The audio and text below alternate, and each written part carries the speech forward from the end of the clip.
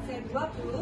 Perkenalkan, nama saya Zakia Antoni, nomor absen 6. Perkenalkan, saya Alia Janita Rabbani, nomor absen 2. Perkenalkan, nama saya Indra Abdul Mabrur. Perkenalkan, nama saya Kartika Wardani, nomor absen 12. Perkenalkan, nama saya Alifah Ulan Mahmudin, nomor absen 32. Saya Winston Pratama absen 30. Saya Sabrina Larabi absen 30. Dan selamat menyaksikan Video kami. Negara berkembang adalah negara yang sedang mengalami pertumbuhan baik dari sektor sosial, ekonomi maupun infrastruktur. Beberapa karakteristik negara berkembang yaitu: 1. Pendapatan per kapita yang rendah.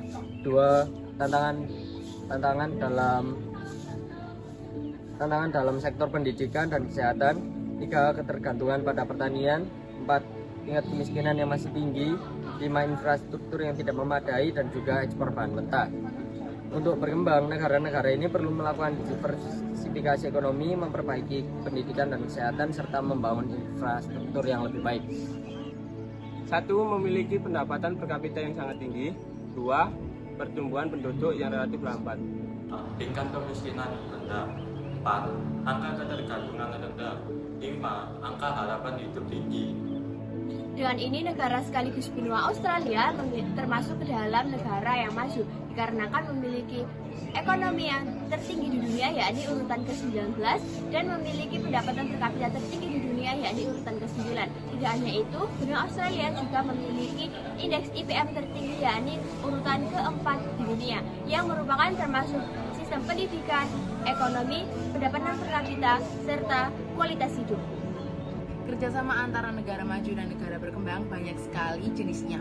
Dapat kita lihat berdasarkan letak geografisnya. Yang pertama, kerjasama internasional.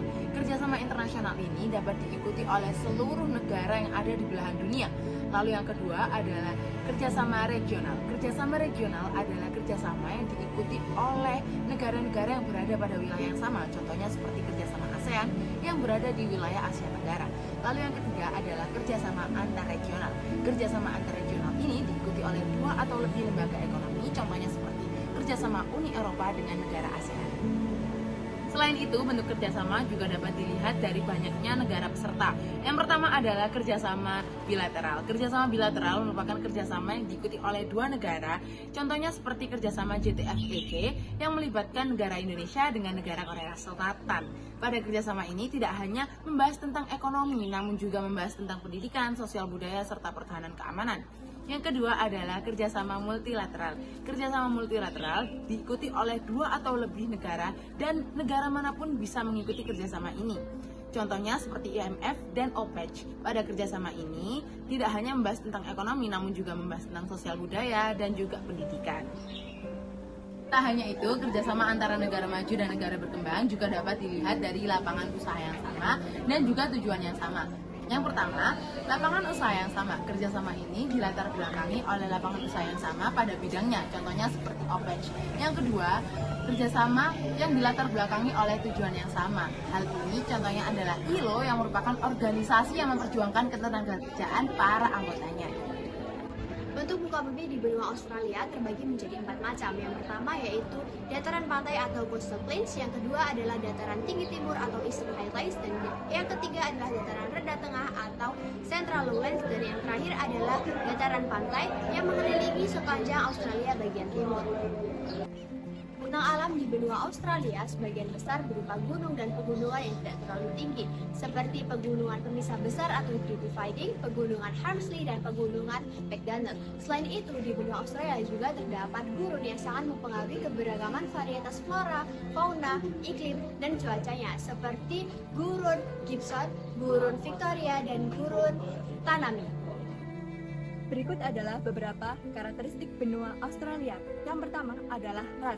Sebagian besar penduduk Australia adalah ras Kaukasoid, yang dimana ras penduduk Australia berasal dari Eropa, seperti Jerman, Skotlandia, Yunani, dan Belanda. Yang kedua adalah penduduk asli. Penduduk asli benua Australia adalah suku Aborigin. Suku tersebut diperkirakan tinggal di benua Australia sekitar 50.000 tahun yang lalu. Subregion benua Australia ada 8. Yang pertama New South Wales, yang kedua Northern Territory, yang ketiga Queensland, yang keempat South Australia, yang kelima Tasmania, yang keenam Victoria, yang ketujuh Western Australia, yang kedelapan Australia Territory. Sekian pemaparan video dari kelompok kami. Kurang lebihnya kami mohon maaf. Ikan sempat pada menyelam. Kita tutup video dengan salam. Wassalamualaikum warahmatullahi wabarakatuh. Bye-bye.